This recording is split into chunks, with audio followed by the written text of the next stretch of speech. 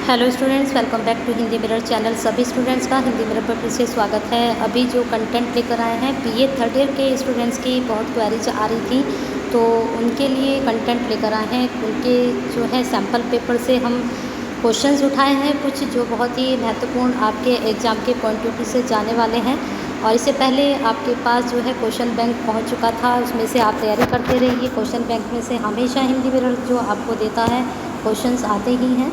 और अपनी क्वेरीज के साथ साथ कल आपका पेपर है तो फीडबैक ज़रूर सेंड करें कि आपका किस तरह का पेपर गया है एग्ज़ाम में। चलिए लाइक कर दीजिए फटाफट और शेयर कर दीजिए, क्योंकि आप जैसे बहुत से स्टूडेंट्स हैं जो इस तरह की वीडियो का वेट करते हैं, और आप शेयर करेंगे तो शायद ये कुछ जो इम्पोर्टेंट क्वेश्चंस हैं उन तक भी पहुंच जाएंगे। और जो बहुत शॉर्ट टाइम में अपनी तैयारी करते हैं एग्ज़ाम की, तो ये शॉर्ट टाइम कहीं ना कहीं आपके शेयर करने से उनके लिए बेनिफिशियल हो सकता है।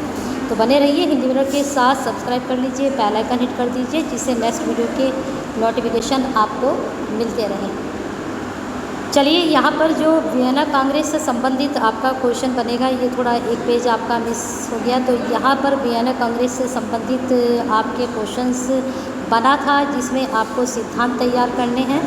साथ में यहाँ पर वियना कांग्रेस के जो महत्वपूर्ण निर्णय थे वो आपको देखने हैं। चलिए आगे चलते हैं नेक्स्ट क्वेश्चन की तरफ। यहाँ पर वियना समझौते की आलोचना भी तैयार कर लीजिएगा। फिर है नेक्स्ट क्वेश्चन, मैटरनिक की उपलब्धियों पर मूल्यांकन करना है। मैटरनिक अपने युग का महान प्रतिक्रियावादी था, क्या आप इस कथन से सहमत हैं?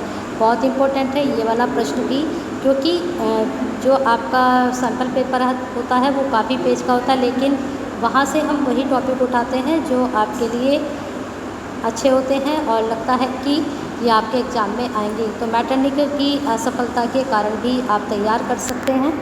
साथ में नेक्स्ट टॉपिक हम देख लेते हैं, यूरोप में जो बेल्जियम और फ्रांस जर्मनी देशों पर 1830 की क्रांति के जो प्रभाव थे, और यह एक महत्वपूर्ण घटना थी इतिहास की, या फिर विभिन्न देशों पर इसके क्या प्रभाव पड़े। ये 3 प्रकार से क्वेश्चन यहाँ पर पूछा गया है। ये जो 3 प्रकार से आपका क्वेश्चन पूछा गया है, इनको आप किसी भी तरह से पढ़ें, लेकिन देखिए यहाँ पर कौन सा आपको लग रहा है। एक तो क्रांति का प्रभाव, ठीक है, अगर महत्वपूर्ण घटना होती है तब भी आप प्रभाव डालेंगे। विभिन्न देशों पर क्या प्रभाव है तब भी आप प्रभाव डालेंगे। आपको सिर्फ तीनों देशों पर इसका क्या प्रभाव रहा 1830 क्रांति का, तो बस इतना ही आपको तैयार यहाँ पर करना है। हमें क्या करना होता है, जो टॉपिक होता है उसको अच्छे से पहले देखना होता है कि टॉपिक क्या पूछा जा रहा है। प्रश्न क्या होते हैं, आप पढ़ते नहीं हो प्रश्न को ठीक से, और उत्तर पे आप ज़्यादा जोर देते हैं। कुछ स्टूडेंट जो है प्रश्न को पहले ठीक से पढ़ते हैं, उसके बाद आंसर की तैयारी करते हैं। कुछ स्टूडेंट प्रश्न को सिर्फ एक बार पढ़ते हैं और अपनी तैयारी शुरू कर देते हैं। एक चीज़ और है, जो आपका सिलेबस है, सिलेबस में से भी एसटीएसयू के जो पेपर आते हैं ज़्यादातर आपके एज इट सिलेबस में से ही उठाए जाते हैं। सिलेबस में जो महत्वपूर्ण आपके जहाँ अर्थ पूछे जाते हैं, क्रांति पूछी गई है, प्रभाव पूछे गए हैं, कारण पूछे गए हैं, तो उनको ज़रूर तैयार कीजिएगा। ठीक है, देखती हूँ सिलेबस भी शाम को आपके लिए बताती हूँ कि सिलेबस में से आप कौन से टॉपिक अच्छे से तैयार कर सकते हैं। नेक्स्ट टॉपिक है आपका 1848 की यूरोपीय क्रांति के प्रमुख कारणों का वर्णन कीजिए। मध्य यूरोप की स्थिति, मध्य यूरोपीय क्रांति के स्वरूप को बताइए। यहाँ अगर आप सिर्फ कारण भी तैयार करेंगे 1848 की, तो ये भी आपके लिए सफिशिएंट रहेगा। चलते हैं आगे, कौन सा टॉपिक आपका बन रहा है, ये परिणाम है, परिणाम भी आप तैयार कर लेना। फिर है नेपोलियन बोनापार्ट का नाम स्वदेही कार्यक्रम था। इस नाम से लुईस नेपोलियन को फ्रांस का स्वामी बनाने में किस प्रकार सहायता प्रदान की, संक्षेप में लिखिए। ये प्रश्न अगर आपको अच्छा लगता है तो आप कर सकते हैं। हम चलते हैं आपके नेक्स्ट क्वेश्चन की तरफ। जर्मनी के निर्माता के रूप में बिस्मार्क के कार्यों एवं सफलताओं पर प्रकाश डालना है।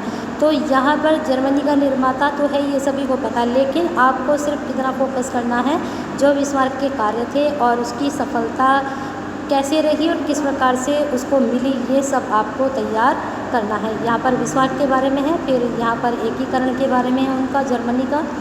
सैम्पल पेपर सभी के पास होता है, मैं सिर्फ क्वेश्चंस लेकर आती हूँ, और इतनी जल्दी इसको रिव्यू करना पड़ता है कि आपकी वीडियो ज़्यादा लेंथी ना जाए और थोड़े ही टाइम में आप तक प्रश्न पहुँच जाए। ये प्रश्न बहुत ही महत्वपूर्ण है आपका। वैदेशिक उपलब्धियाँ बताते हुए उसकी विदेश नीति का मूल्यांकन कीजिए। तो विदेश नीति मैंने आपका जो प्रीवियस क्वेश्चन पेपर है वहाँ पर भी इसके बारे में पूछा गया था, इसको आप ज़रूर तैयार कीजिएगा। कभी आप सोचें कि पिछली बार आया था तो ना पढ़ें, हो सकता है इस बार आपका शॉर्ट में ये पूछ लिया जाए।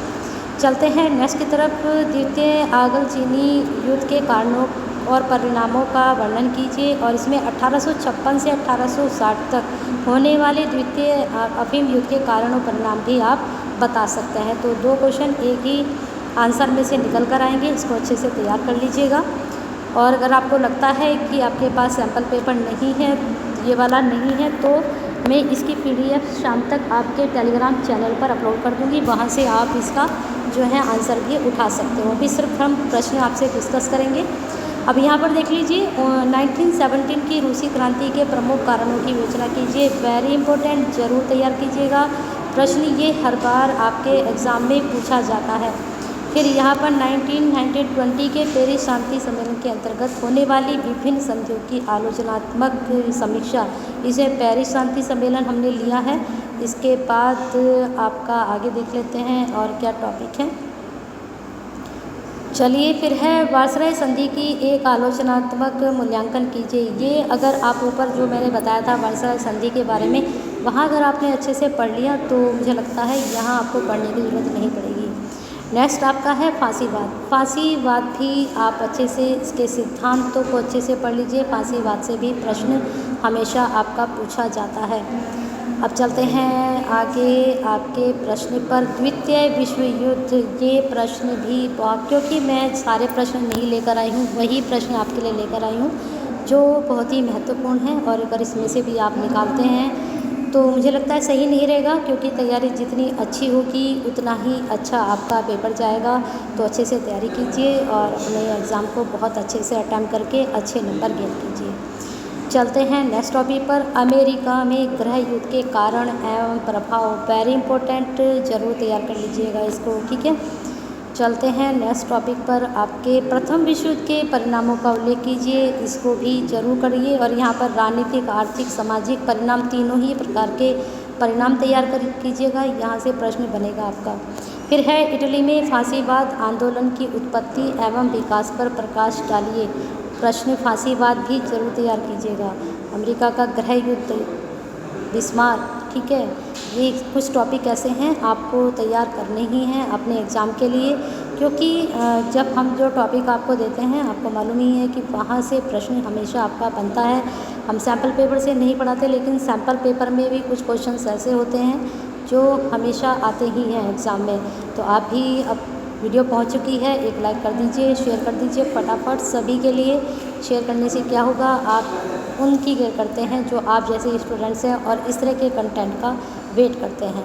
चलिए, लाइक के साथ साथ, शेयर के साथ साथ कमेंट बॉक्स में अब तो क्वेरीज तो आएंगी ही नहीं, क्योंकि अब पेपर सभी के मोस्टली ख़त्म हो चुके हैं। लेकिन 10 तारीख को जो आपका एनवायरनमेंट का पेपर है, second year, third year, BCom, BSc और BA का, तो तीनों मिलकर अपनी तैयारी करिए। वहाँ पर 20 आपकी वीडियो पड़ी हैं, बाकी हम देखते हैं कि अगर और भी कंटेंट आपको प्रोवाइड करा सके तो करवाएंगे ज़रूर। लेकिन अभी आप 10 तक उनकी तैयारी वहाँ से कर सकते हैं। जितने भी प्रीवियस पेपर हैं जब से सेमेस्टर है, यानी कि 18 से लेकर मैंने आपके 23 तक के जितने भी प्रीवियस पेपर हैं सारे वहाँ अपलोड किए हुए हैं। 16 पेपर अपलोड हैं, तो उनको आप देखिए और अपनी तैयारी कीजिए। बने रहना हिंदी मीडियम के साथ, लाइक और शेयर और सब्सक्राइब के साथ।